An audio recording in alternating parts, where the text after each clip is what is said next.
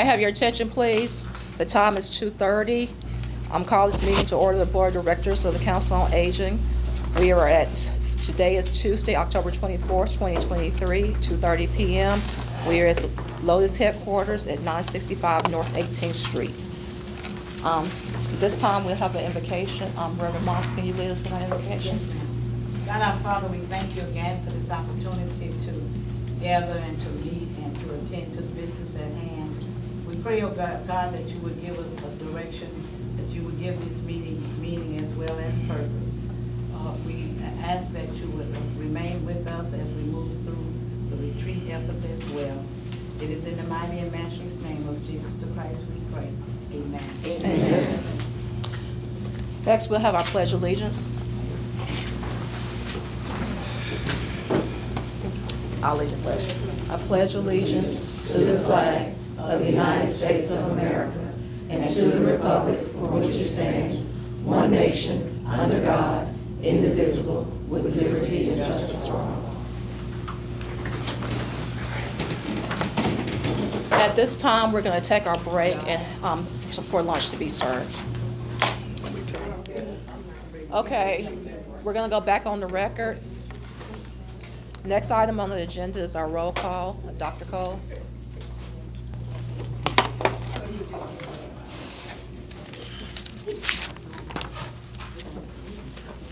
Chief Call Dunn.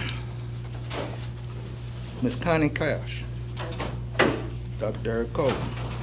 Ms. Ingrid Payne. Present. Representative C. Denise Marcel. Present. Ms. Mary Washington. Present. Attorney Stephen Schilling. Ms. Pamela Mitchell. Present.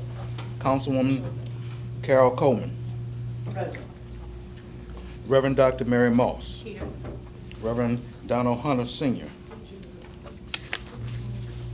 Attorney Jacqueline Nash Grant. Miss Jerry Key. Present. Miss Jerry Booker. Present. Attorney Jennifer Mozak. We have a quorum. Okay, thank you. Next on the agenda is the adopted agenda. Can I get a motion to adopt the agenda? It's been moved by Representative Marcel. Second by Ms. Mary Washington. All in favor? Any opposed? Ayes carried.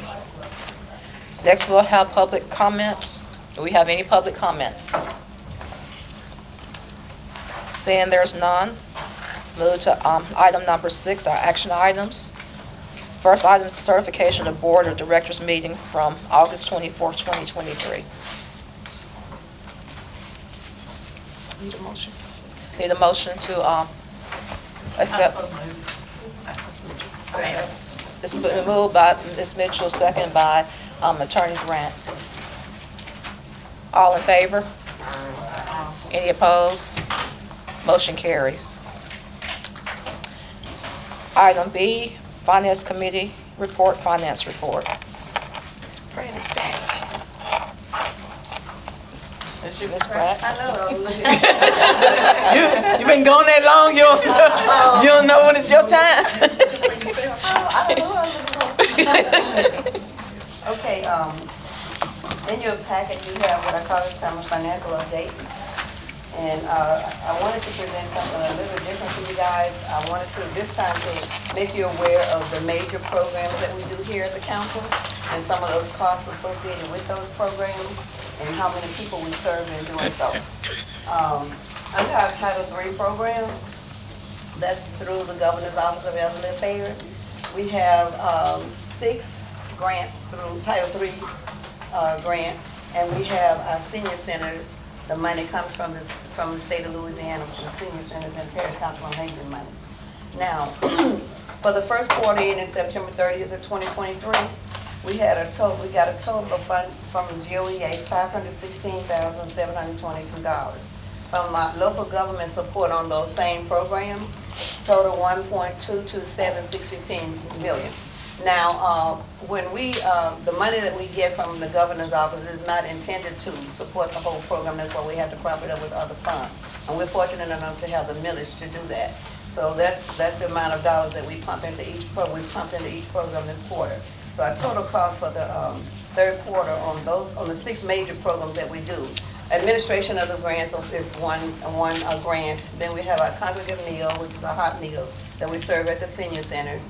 Then we have our Meals on Wheels program. We have the Title IIIB supportive services. That's where our care managers and the case management takes place, where they take direct contact with our seniors and take care of them. And then we have 3D is a wellness program.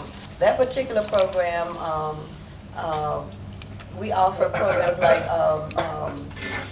diabetes training, diabetes management, stuff like that, teaching seniors how to manage their diabetes so that they can live a longer, more healthier life. And those programs are usually performed by someone from the outside who's certified to do so. Then the last one, Title IIIE, is new. Well, not new. It's our National Families Caseworkers Grant that we support services grant that we have. In the past, during COVID, we were allowed to use those funds to feed seniors. But since then, we're converting back to direct services. So now it's services for the care managers. So we're pumping almost all of it into case management of that, and we're still working on exactly how we're gonna do that grant. We're doing one phase of it, but it's not total yet. But that's why we're thinking about taking that route and using the funds on that particular grant. So at the end of the first quarter, the total cost on and senior centers, we can't forget the senior centers. And of course, we have 20 senior centers, right? 23, 22, 22. Yeah, you can't count your administrative Okay. office. You can't count Gus Young. But Right, okay. That's close. That's close. So anyway, and most of the money, I say most of the money that we get from state government, most of it, not all of it, most of it is for our senior centers, so that they can come to, come to the senior centers and get a hot meal every day and socialize with other seniors and stuff like that to make their life more, I guess, enjoyable, to help them to have a better life, I guess. So they won't die of boredom staying at home watching the walls. And then at the bottom, so anyway, we spent a total the first quarter, including some indirect costs, and we spent a total of $1.7 million on just for the first quarter of the year on those major programs. Now, we have, that's 7, that's 2, 4, 6, that's 7 programs. We have a total of 20-something programs. It used to be 26. But I have to check with INA on the number now, I'm not sure. But we have a lot of other programs that we do, but these are just the major ones, the main ones. So at the bottom of that page, you see American Recovery Plan. That's our ARP money that we got part of the CARES Act. And this is our last year of getting those funds. This year for the first quarter, we will receive $87,810. Now, after this year, those funds will no longer be available. And we have, I think, last count, we have over 2,000 seniors that we are feeding on these particular funds. So, and Tasha will talk more about that later on, but between now and the end of the fiscal year, we're gonna have to, unless we get some more funding from somewhere, and that grant is about $356,000 a year.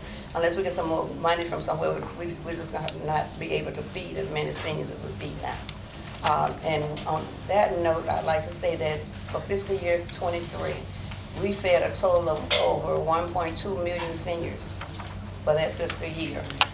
We have marketing has just completed a billboard, so we're going to be putting it up, and as you pass on the interstate, you're going to be reminded of how many seniors we were able to feed.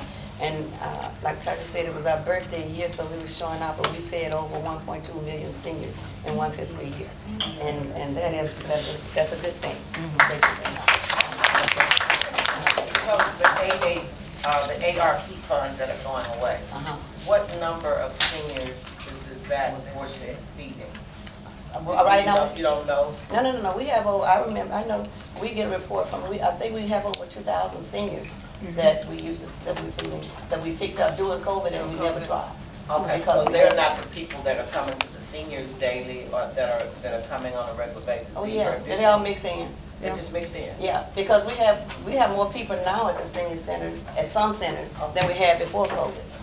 So it depends, that mix. And we have, you know, Meals on Wheels as well, that mix.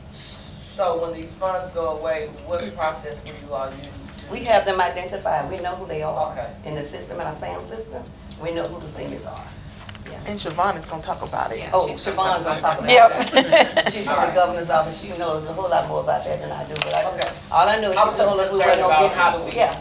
you know, once you start feeding people, How do you not feed them, right? Look, we got money, Exactly. can't feed them all. That's a hard one. But Okay. she knows more about that than I ever cared to know. Thank you very much. All right, on the second page, a few notes I made here I want to share with you guys. I think Touch had mentioned last year when they finished the building outside, or earlier this year, that the dock, the bay well was too low and the trucks couldn't get in. Well, you know, they had to tear all that out, bust all that up, concrete and all, take the fence down, do all of that and redo it. Well, it has been done, and that was done at a cost of, let's see, $114,000 was the contractor, and then we had the electrical portion was $63,900, and then the fence was like $44 something. So that has been done. It's up and running now. The trucks can back into the bay. Close your mouth. Who paid for that? Well, the council on aid, the contractor paid a third. The, what's it called? Architect paid a third, is paying a third, and we paid a third. Just on the amount for the construction work now. Oh, and then we had to pay the fence people to take the fence down and put it back. Yeah, so council. So they didn't do their job right, but everybody else had to contribute. Basically. And, yeah. And then we go, of course, if you notice the big green thing outside, that's our generator. It's finally in and up. And they had to ship it and rent a crane and all that to get it off the truck and on the ground and into place. So that's done too. And all of that together cost us a little over $500,000 to get all of that, to finish up what we call construction. Now, building and grounds managers in the process of doing a walkthrough with the contractor to get everything, you know, fixed or whatever. What do you call it? Maintenance agreement. Maintenance agreements Okay. within the warranty. Maintenance agreement. Yeah, but they're checking to make sure everything that they did is, the stuff that we found that wasn't quite right, they're fixing it. And all that before the time period passes. At the bottom, what we've also done, that's new, and we've entered into some cost reimbursable grants. I don't like them because you have to have money with those guys to make money. I know we don't have no money. But we got about 5 cost reimbursable grants. 3 of them we got from the state of Louisiana before the end of last fiscal year, like last April or whatever. We got STPH grant, which is funneled through the governor's office. And then we have the LDH grant, which is directly through the Department of Health. And then there's a Medicaid unwind. We all know what that is. When they were, after COVID, they were going through all the Medicare files for everybody all over the country and seeing if they were still eligible. They were taking people off if they were not. Well, we assisted them with that, and they gave us a grant to do so. So those, but cost reimbursable. You have to spend the money before they reimburse you. So, and the billing processes with the state is slow, really slow. So Did you say the state Yes. reimbursable was slow? it's slow. As you can go tell, very slow. So anyway, we also have 2 other contracts. The YWCA, we contracted with them to provide meals for their preschool program, right, Tosh? Yes. Preschool program. Early Head Start. And we do breakfast and lunch for the kids. And then we have a contract with Louisiana Leadership Institute to feed their after-school. They have an after-school program for those kids. He does. And we have a contract with him to feed his kids after school, and then when they meet on Saturdays. So we do have outside contracts, it's just cost reimbursement, that we're doing, you know, to generate funds for the agency. The other things I just mentioned, but I'm sure Tasha gonna go into detail. Lotus Village at the Lakes, she's all excited about that. All I know is that we got the $1 million and our match is $250,000. I'm saying, where we gonna get that money from? That's our match on the $1 million, Lotus at the Lake. Lotus Village number 2, that's in Marcel. $500,000, that too is a match, so that's another $125,000. It's for $500,000, but we have to match 125%. You know, it all sounds, it's good. If you got money, you know, it's real good. And I've already noticed at the lake, we've already started with that. Actually, we submitted one bill to the state and they pay quick. They pay really quick. They submitted the invoice and it was no time, Janice, I got the money and I didn't know what it was for. So I got happy. But anyway, we've started the schematic design up there, so, and that is in progress. And now we're just waiting on Lotus Village back here, phase 1. Two. Okay. And then I'm talking about get the money though, that's phase 1. Phase 1. That's what I'm talking about. All right. Whenever and we are completely. Okay, Jen's gonna tell you, okay? Yeah, thank you. But as soon as they fill it up, they're gonna give us some money. Redevelopment fees that we earn on that project, we get money. All right, thank you. Okay, that's about all I have. Y'all know what Miss Pratt care about, huh? Money. But if anybody having a question, and I have a request from Ms. Mitchell, and I told her I would send it to her, Tosh. She was asking about certain events that we've done this year, and I told her that this year, every event that we've had, we rolled it over into our celebration. Yeah. So I told her I would supply her with that. We're still not through. We have Thanksgiving to do, and that will be the last one for this year. But I'll be glad to share that with you. I have a question.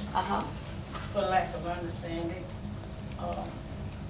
when you say that jokingly, I don't know if you are joking, that we don't have the money, how do you manage that in real time?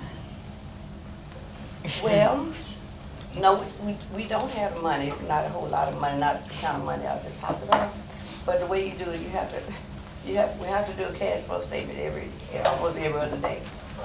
You know, and as my receipts come in, and I have to plan with how I'm gonna spend what I owe this month, my recurring bills, and with everything that might come up, what monies I'm expecting, and we operate like that, and we take over and stuff like that. Lines of But credit. yeah, and a line, you're right, we got lines of credit. Couple of lines of credit. Do you run short when you Yes. operate like that? We do. And how We do you do. compensate? Yeah, we usually get a line, when we have in the last couple of years, That's got when a the line of credit. comes in. Line of credit and heavy prayer.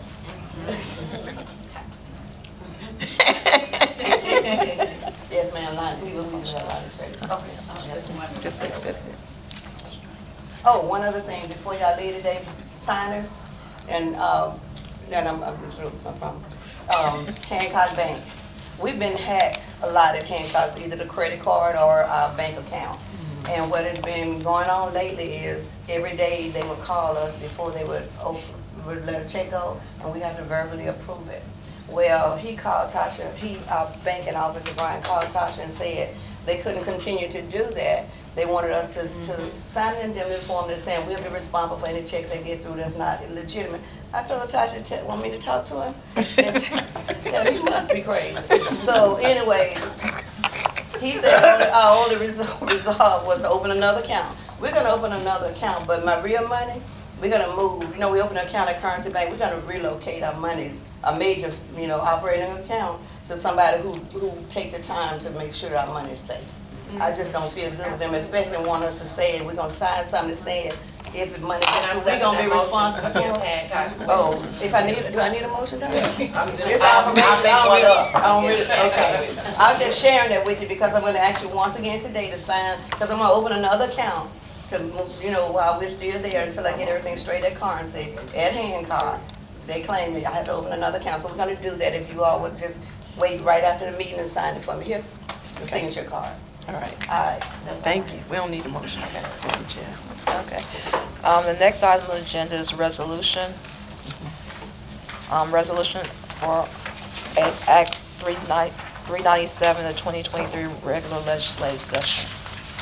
Board of Resolutions to adopt the instrument resolution authorizing execution of Act 397 CEA on the 24th day of October 2023 at a meeting of the Board of Directors of the East Baton Rouge Council on Aging Incorporated, a corporation held in the city of Baton Rouge, state of Louisiana, with a quorum of the directors present. The following business was conducted.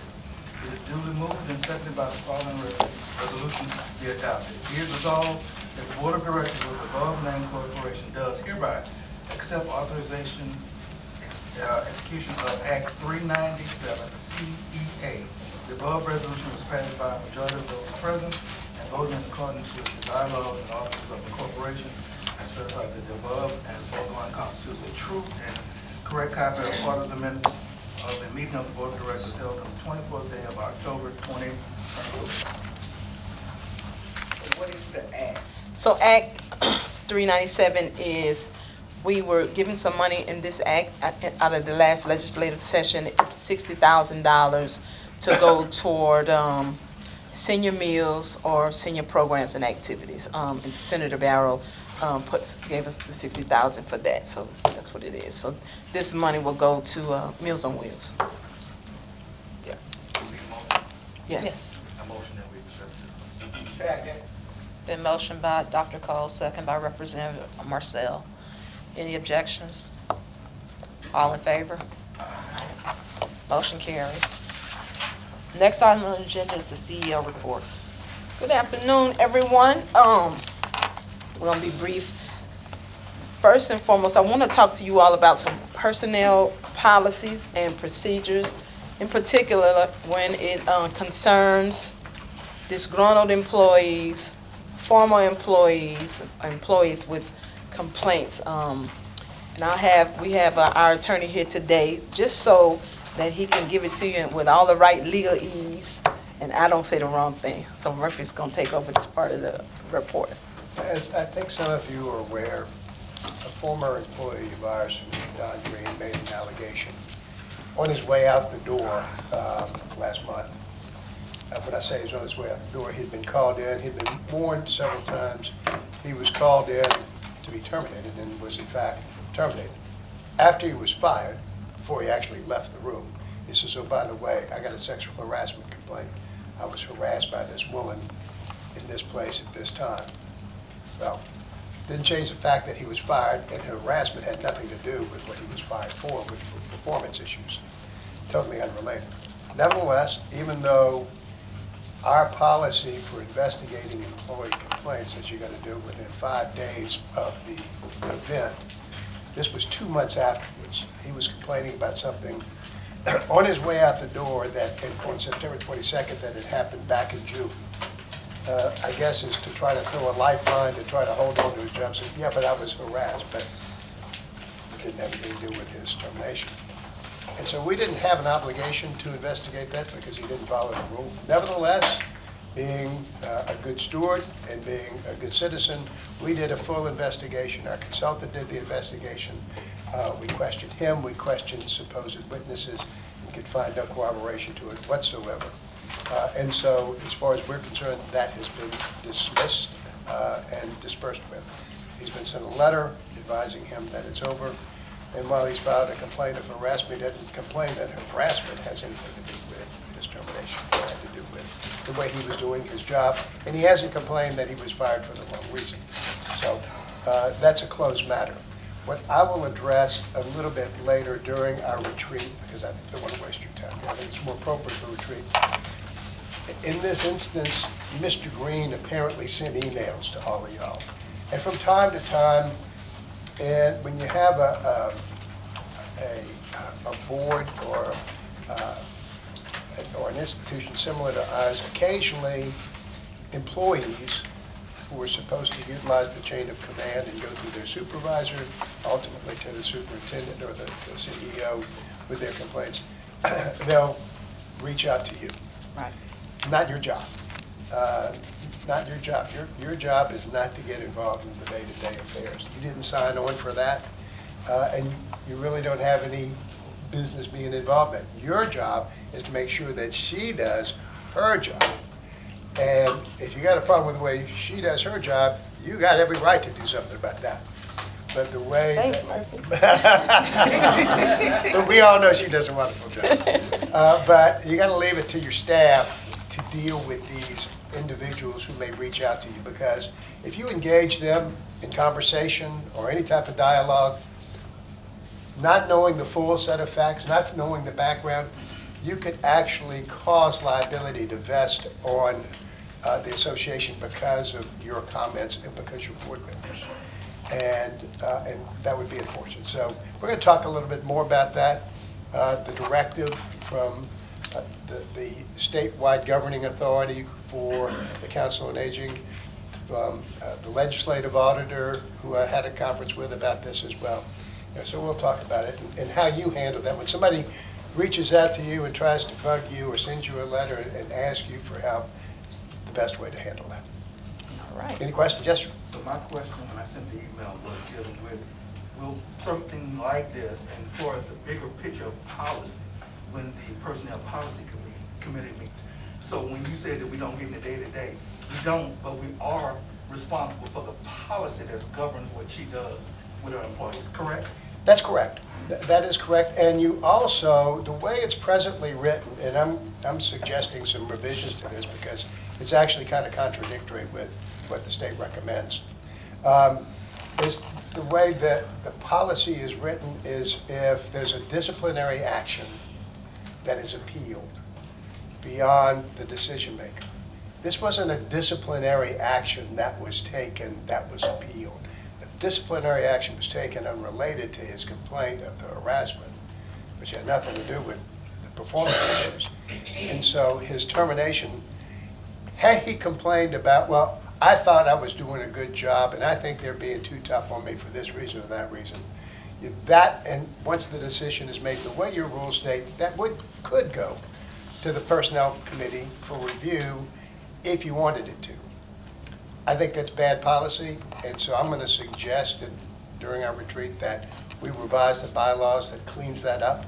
But technically, the way it is right now, you have the right to review the termination of an employee that is made by the staff if there is a appeal filed. There was no appeal filed to the termination, and that's why it wasn't properly before the committee.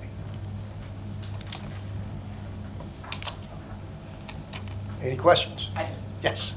So I don't know if anybody else has experienced this, I guess, because I'm a board member and an elected official. And so typically people will feel like you're an elected official, you need to do something. I don't know if Councilman Coleman got the same calls, but I didn't know who the gentleman was. I still probably can't recognize who he is. But he did call my office and left a message. And then I didn't get the email initially. I didn't know what he was talking about. And then he forwarded the email. And so my advice to him was to go through the process that's set out by the Council on Aging, to file whatever grievances that he had and deal with the staff on it, or contact our chairman, which was Carl Dunn, to see what he would advise that I would not, get involved in. And I think that's something that, they need to handle. And then I called the chairman to ask him, because I didn't know who all had gotten it, right? And he said, yes, he had it, that he was dealing with it, and he called me back and said he was working something out with them. So perhaps y'all need to make clear that that shouldn't happen either. So I don't know what that working out was, because I didn't ask him, but I didn't want the gentleman to think I was ignoring him either. As a public official, I needed to say, you need to contact the staff and contact the chairman. So that was my advice to him. But we've notified Chief Dunn of the resolution of it. Right, I got it, but Oh, you got I'm that? just telling you the process that I used, because I didn't know who he was when he left the message, and I hadn't even received whatever email he thought he had sent to me. I didn't have it, I didn't know what he was talking about, and then he forwarded it again. So I did get it the second time. So I don't know who all got it, but then I just said, you need to deal with this.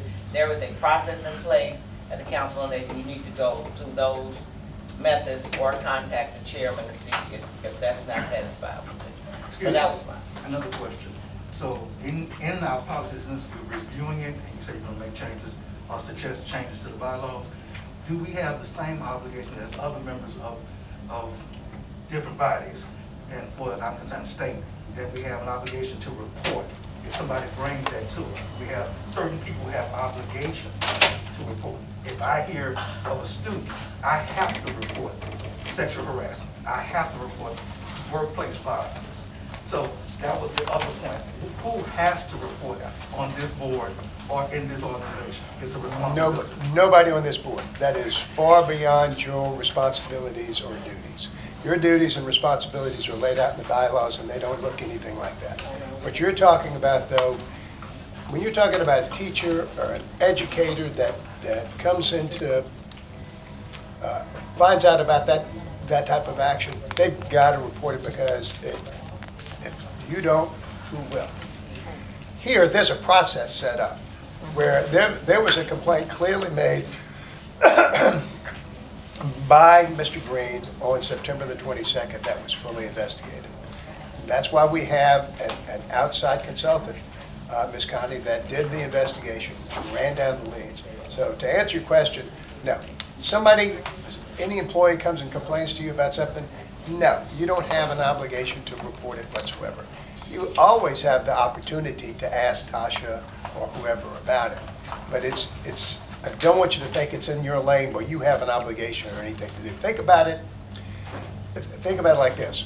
And I called and visited with the Legislative Auditor's General Counsel, Jennifer Shea, who I've worked with for years. And I said, Jennifer, I said, does a legislative auditor have a set of policies and bylaws that are stock for public boards and commissions? And I said, because I've gone online and I couldn't find it. She said, we really haven't. We thought about doing it. She said, LMA has some stuff on their website. She said, but we look at it like the board members are like the legislative body, like the council and the mayor, like the legislature and the governor. You got your legislative body that's got one set of obligations, basically to set policy more than anything else, to set what the rules are. And then you've got the executive branch, which executes those policies. She said, that's the closest thing I can explain to you how it is with a public board and the CEO, or the head staff for that association. The council members, or in this particular case, the board members, have authority over policy and have authority over the CEO. The CEO has the authority over staff and the employees. Does that explain it any better or make it more confusing? Okay, good. So are we to assume that everyone received an email from that gentleman? Because I never did get it. So I think what happened is he put some of the letters in the wrong direction. For instance, he sent it to Ingrid at whatever her last name is, at EBRCOA.org. Because if you recall, he set these emails up for you all on your telephones. But on some people, he put EBRCAO. And so the letters were backwards, so yours bounced back. So when I went to look at all in the email who he emailed, I recognized who received it and who did not. And so I let Murphy and then and Chief know how many of you all got it and how many of you didn't. And when some of you realized there was an issue is when Trudy and I forwarded that we received the email, we were doing an internal investigation, our consultant is, and we'll get back to you about a resolution or what the process is moving forward. But at that point, when the email went out, that was the night of determination. So he kind of like took our emails. yes, Without permission. without permission, right? Yeah, That's how you got that it. would be a terminable offense by itself. right? Yeah, he took your emails without permission. Because if you recall at the last meeting, he helped you put them on your telephones. So he ended up with all the emails. We gave you all EBRCOA emails, right? I think a couple of you all weren't here, so you got yours at Yahoo, but I mean at Ledge, I think it's because your email is public already. Whatever y'all talking about, they. Yeah, you weren't here I was when we like- set up everybody I don't even know a council email. Okay. Yeah, you didn't get it. No, some of them the words were out of place. Yep. Yeah. All right, I think that's it.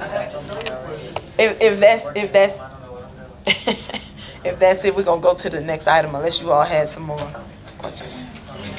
All right, thank you, Murphy, You bet. Attorney Foster. Second thing, we're gonna talk about some good news. We're gonna talk about Lotus Village, and of course, This is Miss Janice's deal. We're gonna talk about Lotus Village and Lotus Village at the lake. So, you wanna come on? You know she excited. Good afternoon, everybody. We have reason to be excited. Come on now. Thanks to you all, we have reached our occupancy goals at Lotus Village. So give yourselves a hand. So we are no longer accepting formal applications. So in the event you want to refer someone to Lotus Village, we do have a wait list. And so we are. How about that? We are taking their names and contact information, so if anything becomes available, which in this business, we hope nothing becomes available, because occupancy equal money. So, I had to get that plug in. So my comment was just be happy. But we will keep a wait list, and actually we do have several folk on the wait list already, so we're so happy about that. And we got leased up in less than 3 months, which is really phenomenal. And when Mrs. Pratt mentioned just goals, one of the things, that's part of the targets that we were aiming for, that with our investors and persons who actually invested money into this property, you know, there were those goals to have so many units occupied by a specified period of time. And so we reached that goal before then, so we're really excited about that. So we've got a lot of things going on. So you can see that 98% occupancy. We appreciate Trudy putting 98%, but she didn't know. We were just pushing to make sure that we reached our occupancy goals. So, all right, Trudy, you know, you got to make that change. 100%. Yeah, right. We full in District 10. That's right. That's right. And Mrs. Ahorn mentioned Lotus Village Phase 2. We did receive our CEA, the Cooperative Endeavor Agreement, on yesterday, wasn't it, Ms. Pratt? Yeah. Mrs. Ahorn? So we will begin executing our plans to do our work, or the plans that we have for some additional rehabilitation and neighborhood revitalization in this area. So we're really proud about that, because that's a $500,000 investment, additional investment we will make to the Lotus Village community. So we've got a lot going on, folks. Right. So, you know, we couldn't do this without you, so thank you very much. All right. Lotus Village 2. Let's go ahead and do Lotus Village 2. I mean, at the lake. Okay. Yeah.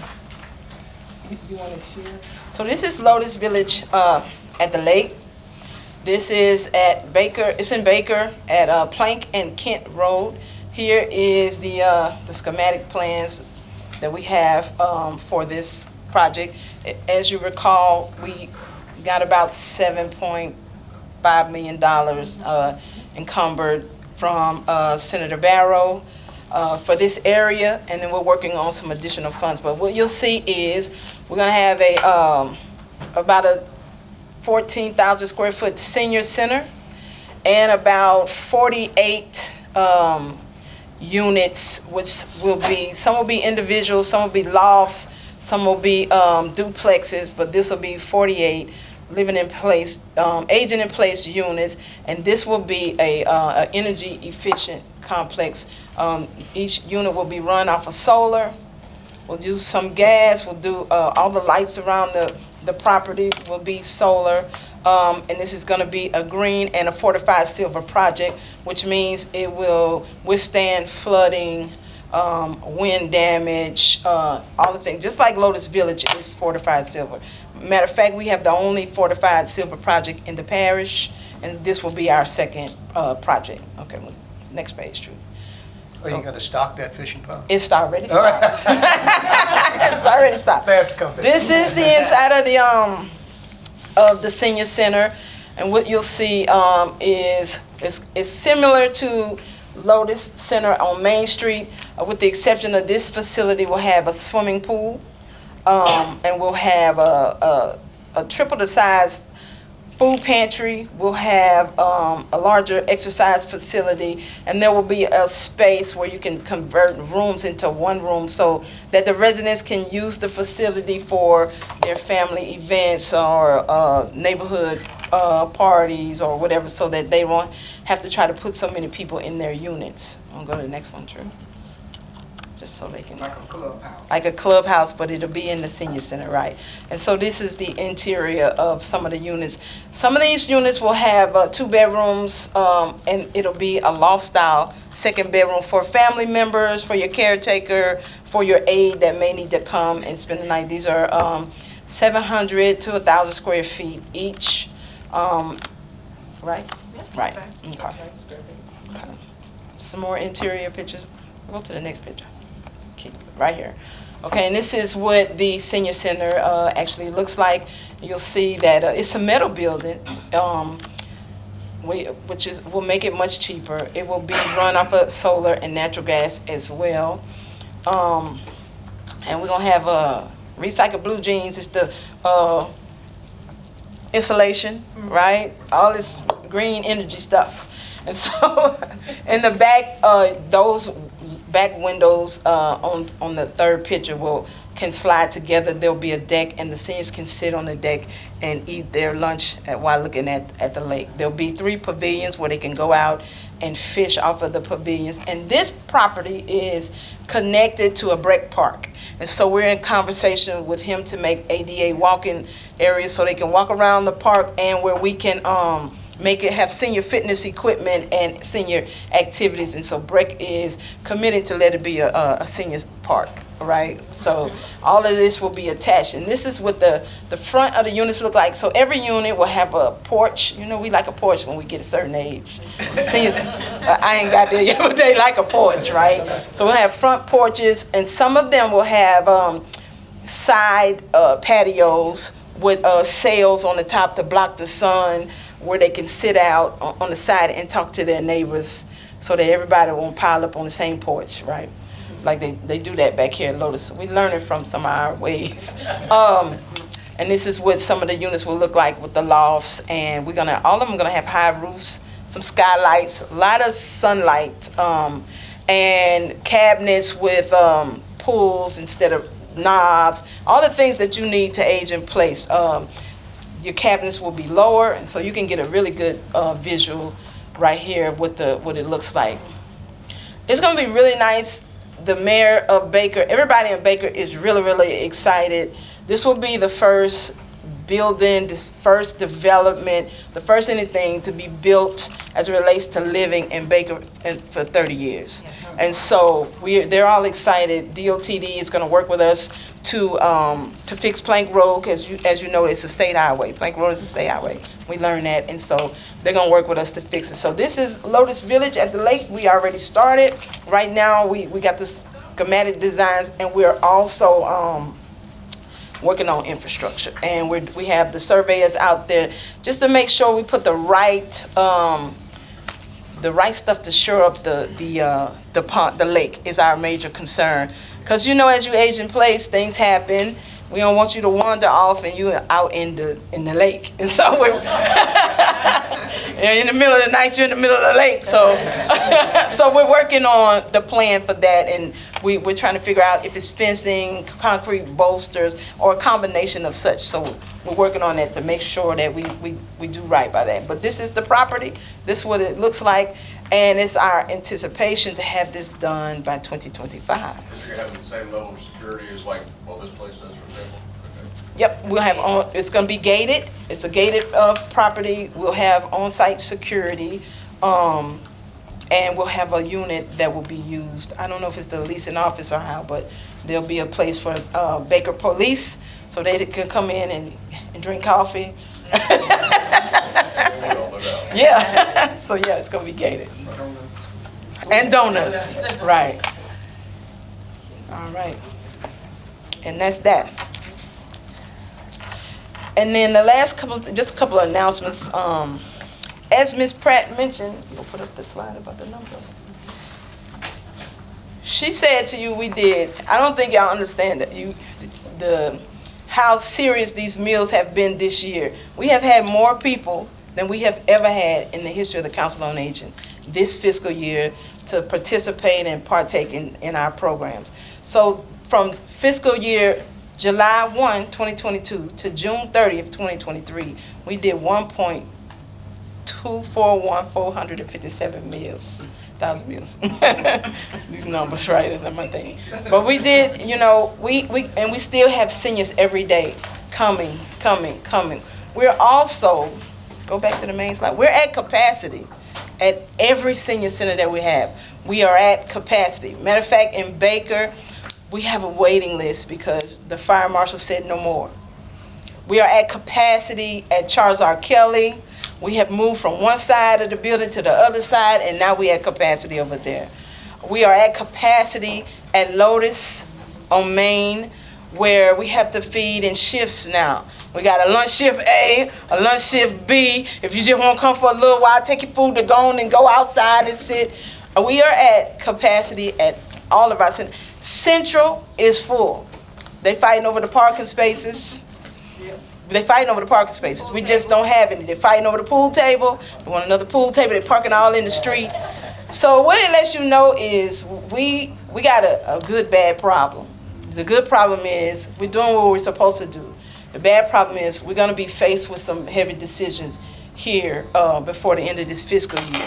Because one, we don't want to get in trouble with the fire marshals. Two, we don't want to endanger any seniors. So we had a senior to fall at Charles R. Kelly, one trying to pass the other. You got walkers, you got, you know, assistive devices. You got people sitting with their legs out and she tripped, she hurt herself. And so we're going to make some, and you're going to get calls, and that's why I'm saying it. We're going to start making some choices that we hadn't had to make in the past, like, Miss So-and-so, you can't come this day. You can't come today. You know, we full today. If you didn't sign up and get here by 9 o'clock, then you can't come today. You're going to have to register and schedule for the next day, right? It's going to have to happen, because if not, we're going to have a problem that we can't pay for, which is, you know, lawsuits and liability. And we don't have enough insurance to cover that. And I'm saying that to you all today because I don't have it all the way together how we're going to, what's the best method we're going to use to kind of, you know, curb or slow down some of the participants. I don't have it all the way together because, you know, I get the calls too, right? I get the calls too. And so, and Councilwoman Coleman gets the calls. She full at her center. We're just full. And that's a good thing. Yes, ma'am. I go to Charles R. Kelly 4 days a week for exercise. I know, Miss Mary. And so what are you going to say? You say, I won't be able to go one day? I would really hate that because I love the exercise. I know. I know. I know. I had to go to Zoom today. Yes, ma'am. I know. Somebody else got to decide. I would really hate that, you know, just to have to go maybe 2 days or 3 days. Yes, ma'am. We're gonna work on something that's fair. That you know, we're coming up with something. Well, maybe just you could come every day only for the exercise classes, but you can't stay to eat maybe. But Miss Mary, those full too. They all full. Everything is full. So I'm just letting you know in advance. I haven't done anything. We're just trying to figure out a systematic way, and each center is different too. Let me start there, right? So at Lotus, just because we can spread out a little bit more, I can do. You know, you come and eat at 10 and you eat at 11 and y'all eat at 12. And then the people that live in Lotus Village, because that's another problem. So I got 116 new seniors right here. So you know where they're going every day, right? To the center. So I already had 200 people there already. So now I got 400 seniors every day. And it's wall to wall. And so my bathroom can't take it. The bathrooms is running over. So the point is, I'm just letting you know in advance because they're gonna call you, they're gonna say something to you, and just, you know, reassure them that we're working on something. Yes, ma'am. I know you got the same problem. I got a question. Oh, Okay. yeah, Central where, I know. and the parking is everywhere. I mean, they could park down at the park. Right, but that's a long walk on I gravel, like it, but other people. and that's a fall risk. Right, right. But my question is, people we were talking about earlier, that there's not gonna be the money. The to 2,000 feed, plus people. And you said those were identified. Who are they exactly? Well, they are seniors that during COVID, right, if you recall, there was a time where everything was shut down, you couldn't get to the grocery store, you couldn't get food. And so they were calling the state and the governor's office and the mayor's office, and so they just started sending seniors to us. We were open, and so the governor's office said, don't turn anybody away. We got to make sure every senior in the parish has access to food. Just feed them, and we're going to get y'all some money. And so it started with, I want to say that it was the CFRF funds first, and then those ran out. And then we got some AARP funds. And then at one point, even the senior centers were receiving the meals at home so that you didn't congregate because of COVID. So when we reopened, a lot of y'all went back to the senior centers. Y'all meaning regulars. A lot of them figured out, I like this meal, I like this activity, let me go join, right? And so we just got actually the number's closer to 3,000, but we've been talking to them. If you don't need it delivered at your house, go to the senior center. But eventually, that will have to dwindle too. So these people came in solely because of the pandemic. Before that, they weren't on the service. And 2 or 3 things are happening. They want to stay on the service. Why? Because if there's another looming emergency, I'm already on the service and they're gonna bring me food. Or I'm already on the service and they're gonna bring me sandbags during the hurricane. Or I'm already on the service and they're gonna pay my light bill if something happens. Or if an emergency happens, they're gonna come get me first, like they come get the rest of the seniors, particularly if I got a high risk identification. So those folks just came, right? And so, of course, we're doing the best we can to feed them all. It's hard to tell somebody once you're on the list, can't be on the list anymore. That's exactly right. Very, very difficult. It's very difficult to do. Hence why we hadn't done it. And so, well, since we're discussing it, and I have Siobhan here, we can, if the chairwoman doesn't mind, we can let her discuss it. So we had a statewide meeting about a month or so ago where all the directors and key staff members came to one location so that we could talk with the folks from the feds and with the folks, the Secretary of Governor's Office of Elderly Affairs. And what they said to us is they're going to do the heavy lift. And what I mean by that is they're going to, so they can see all our people in our computer system. We share a statewide database. And they're going to go in all of our databases across the parish, and we're going to identify the people that came on during COVID, and they're going to send them a letter on the governor's, new governor, Landry's letterhead, right?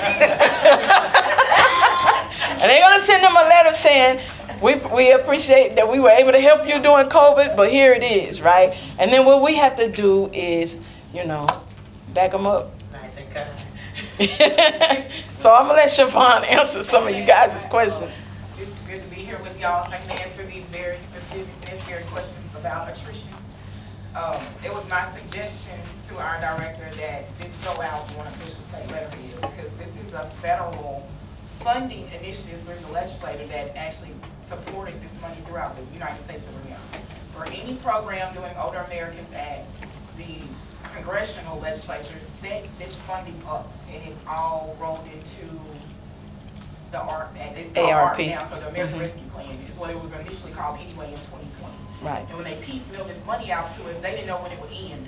They just had the power to enact this funding, and they knew, and they told us through every FAQ, you're gonna have to cut these people off, but you need to add them now. And you need to keep adding them until we tell you to cut them off.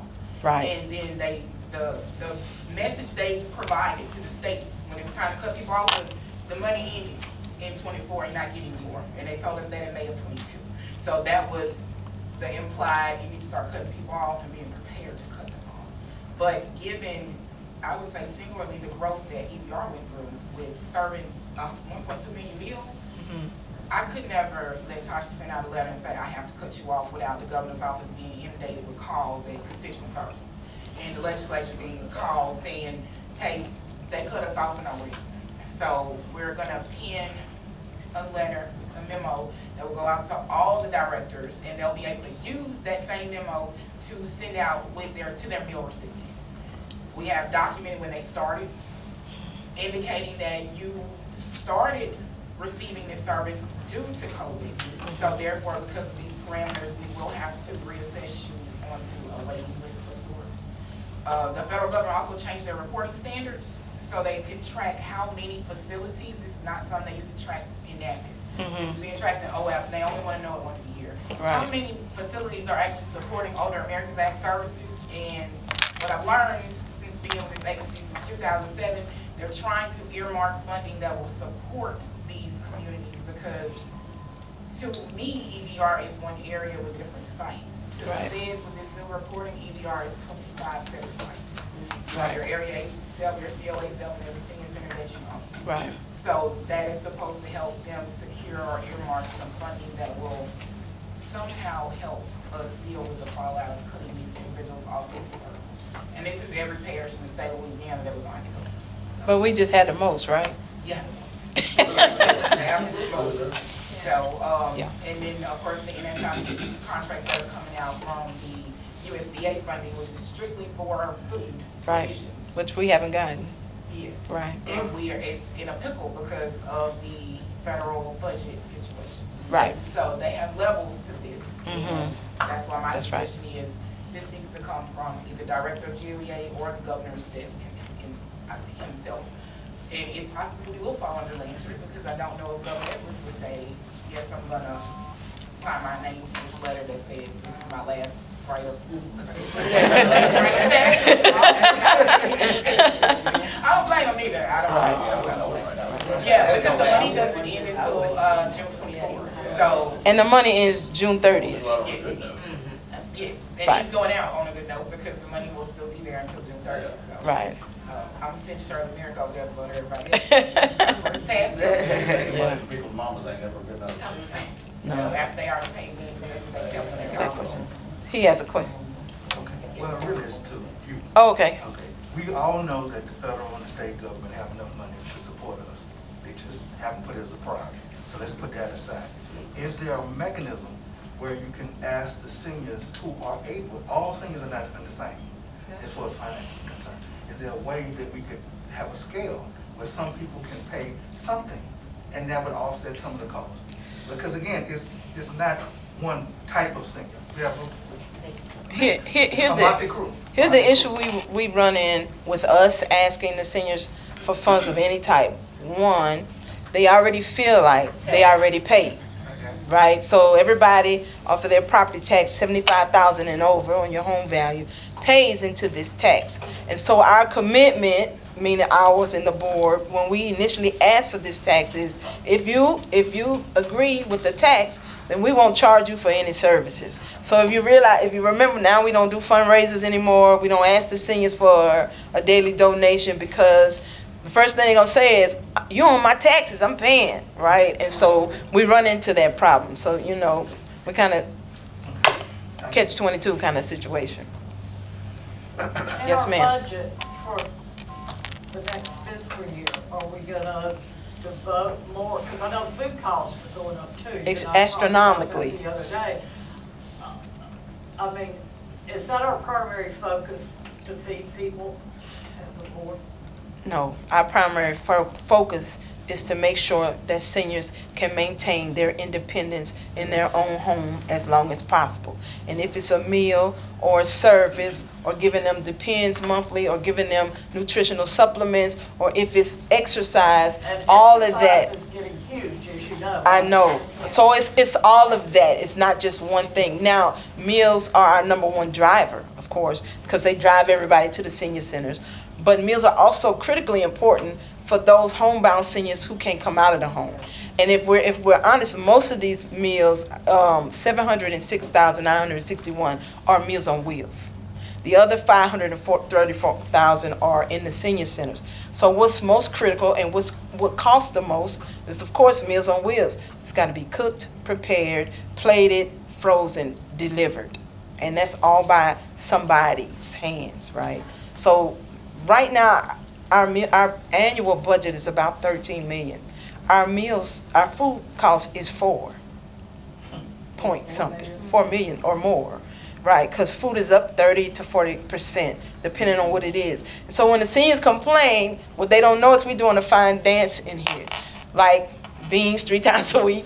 Well, that helps me on Friday be able to send some fish, right? Or, chicken legs instead of chicken breast, right? So that's how we try to keep the cost down, because the same thing that you get at the senior centers is the same thing they get at home, but 7 of them. So, because we send them 7 meals for the week, right? And you get 5 because you come Monday through Friday if you come. So it's a fine dance. Let me ask you this. Do you do any services to seniors in nursing homes? Sometimes, but the nursing homes, we're not friends with them. It's just the honest truth. Every day we fight to take their people, right? So we don't do much with them, but if there's somebody, maybe you're at the nursing home in the rehab section, we help those, but we try to fight to keep you out of that nursing home. And it's cheaper. It's cheaper for all you taxpayers if we serve them as opposed to nursing home. Yeah. We do take them some fruit sometime during the holiday season, though. All right. Any more questions about that? Any more questions for Siobhan? Siobhan, that was easy. Okay. Siobhan, I do have one question. As Governor Landry comes in, what do you see the office doing? The same thing, less, or is that going to be a political ball? I am hopeful it's not going to be a political ball. In all the years I worked with GRA since 2007, I feel the agency itself continues with everything that we're doing, and the only thing that changes is the face that represents us outside of the agency. The executive director position is poised to be the state of the agency, the face, of the agency. I shouldn't see that much at work. I get concerned when I see the director too much in the office, because I need you to go outside and talk to representatives and the senators and these other agencies that we don't have any overlap or parallel into. Because of the way our agency is designed, we don't do services. We're just a monitoring agency that receives federal money and state money to give to our contractors. So our budget is very limited. Right. I get contacted by, I think I have 2 individuals now feeding Louisiana, and there's another entity that deals with food.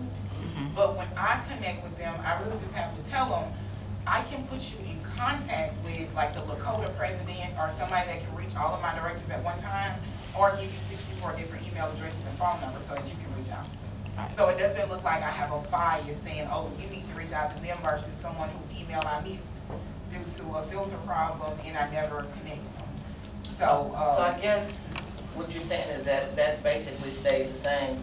What may be different is sometimes we've gotten additional dollars, like from the governor's office and other pots of money, yes. right? Right. For this agency, so other different pots, whether that's capital outlay or whatever that is, all of those things, all of those heads are gonna change, I know. Yeah. Right. So kind of pushes with the director's push, and I don't know their position, how much they can push with our agency receiving funding, because Right. they would have to advocate on the behalf of 64 different parishes. That's what they're representing.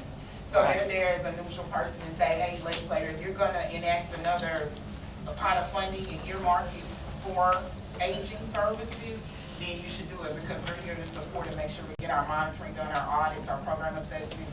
We've got these statistics and rubrics that we check and balance to make sure that they're doing their best job. So. Yeah, what I found is none of the reps or senators are gonna try to cut anything in their parishes, so they're kind of consistent on that as it comes to seniors, because seniors vote.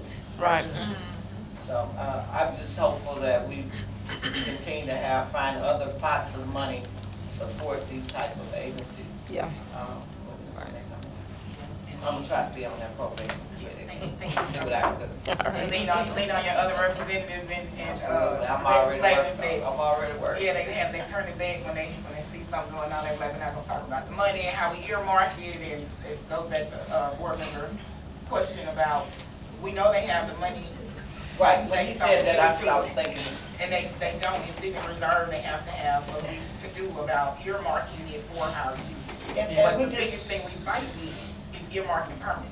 Don't give me $25,000 this year. That's right. You need to put it in there as a continuous repetitive thing. Right. And then you have a situation like in Tensaw Parish where they had a whole Flint, Michigan water crisis. And Right. the government was having to go up there and figure out how they were gonna fix the pipes for the entire parish. Right. We just experienced that in joint budget the other day where they took money out of what they call the savings for a project. Like 16 million here and 20 million there, but Yeah. Sounds small when they say the 16 and 20 it's million, small when when we they, get into when it. they need it. That's a lot. Yeah. All right, well, thank you, Siobhan. And then the last couple of things I have is one, as you know, we just had a vaccination clinic. We vaccinated 696 people on that day. You was one? Yeah, 696 vaccinations. And we're having another clinic. You know, we always have our annual booth for the booster. This is version 3.0. It's during Spirit Week, so we'll have another clinic. If you didn't get your shots, your vaccinated, not just COVID. We did everything from tetanus to shingles to the flu, all of that. So you can come out to see us then. That's October 31st. And then Thanksgiving dinner and dance is at every senior center on November the 21st. So go to your local senior center that you want to volunteer at or eat, you know, go and help them out. So we'll have senior center Thanksgiving all across the parish. The seniors voted that they like their Thanksgiving lunch at their center because they want to just fellowship with their own people and you know, eat turkey and pie with their own folk and go home. So that's what they're gonna do. We're not gonna have it, which is much cheaper for us actually than renting a River Center. Because at this point, the only place in town that we can go and have a senior citywide activity is the River Center. And as you know, this was our year. We had our senior prom, and I don't think you all know that cost us about $400,000. Easily. We had close to 5,000 seniors there. We bus them because you know it's late. They won't drive at night, so we bus them, pick them up, take them home, feed them real good, let them dance, and then bring them back. But just to get the River Center in itself for that number of people, it's $100,000 off the top, right? Easily, just for the low. That's just the walls and the floor. So this year, coming up, we're working on our budget for next year, and I can tell you that we will not be having so many big citywide events. It's too costly, and we gotta try to figure out how we're gonna feed people. All right, and that's it, Madam Chair. Okay. Have any, Yes. Uh-oh. I know. You missed it on the 27th? Yeah, LDH took the money, that's it. They actually, those gift cards, they didn't come out of our budget, they came out of LDH's budget. I wanna say they gave us like $20,000 worth of gift cards, and we gave them all out. The seniors are bragging about. Yeah, real $50 credit card, Yeah, look, and only y'all got it too, cause my staff was mad, we getting these shots, we don't get the $50, no. We're seniors, so. okay. We have any unfinished business? Any new business? Okay. On December the 9th, the Gushan Christmas Parade, we're going to be sending a letter back to the Council on Aging where we set up there, and we want the seniors to be the judges of floats. Okay. Again this year, they missed it. We didn't do it last year. We did last year. And so we'll have a reception there, like we did before, and for the people to come in and eat, the mayors and the council people and all of that, to come in, and they come in from the other side, the back side. From the back. But we like that, and we want to continue to do it. Many people are calling us, asking us about the floats and who else they're going to judge again. Okay. We want you to select us, y'all to select us some seniors to participate in judging that. True, we'll take care of that. Floats, and we'll be sending that out, and of course, we want the Council on Aging to be in the parade. All right. We are taking the applications fast at Gushan. Ms. Pratt, we could be in the parade. And Ms. Pratt, I only have one more event this year, that's Thanksgiving. Ms. Pratt. Oh, Lord. We'll talk about it. Well, well, since you said that, and I didn't say that, but since you broached the conversation, you want to point of personal privilege I to do. tell them why you said that? Okay. What is it? You said you got one more event, Thanksgiving. Yeah, well, I already said that in my report that we only have one other event, because, you know, when we started the year out, we chose events that we were gonna have in conjunction with our 50-year celebration. And we said we're gonna make every event a celebration. So we spend a lot of money on every event, okay? So we have to talk and see if we do a parade. I just want y'all to be in the parade. Okay, whatever. Just ride there with some signs. Okay. Yes, ma'am. I don't know if you're aware, but we lost one of our seniors, Mrs. Amar. No, I didn't know that. Amar, her services today, she's at D-Cell from 5 to 7. And Okay. tomorrow, Immaculate Conception at 11. Uh-huh. Okay. That's somebody in Adam's family. I need to find out. That's your people, don't Not my people. Adam, it's his That's his people, but I'm gonna find out. Cause I don't think he knows. He probably don't know it. Okay. Yeah, On Yes. December 2nd at 3 o'clock, District 10 will have their Christmas parade. So Okay. 10 from Southern LSU. So Uh-oh. that's who will be inclusive. That's District 10. So Okay then. definitely- I Definitely. mean, we in 2 parades. That's correct. That's correct. All right. No more announcements. Yeah, I have one more. I would like to ask for a point of personal privilege as well. All right. I want to thank you all, board members, for the donations you made for me during my mom's illness and subsequently her death. I called Tasha and I told Tasha, I said, Tasha, I need a caterer. I'm in Delhi, Louisiana. They don't have caterers here. Do you know anybody? You know, so we couldn't find anyone. So she said, what you want, Miss Pratt? And she said, I'll find you a caterer. Well, next thing I know, I'm cash apping and Zelle and getting money. She's asked a lot of people to do donations to pay for the repast. And I just want to say thank y'all. That was really, really thoughtful. And y'all just don't know, I really love you guys more than you ever know. And I thank you for your prayers all the time. All right. All right. Okay, anything else? That's it. Motion for adjournment?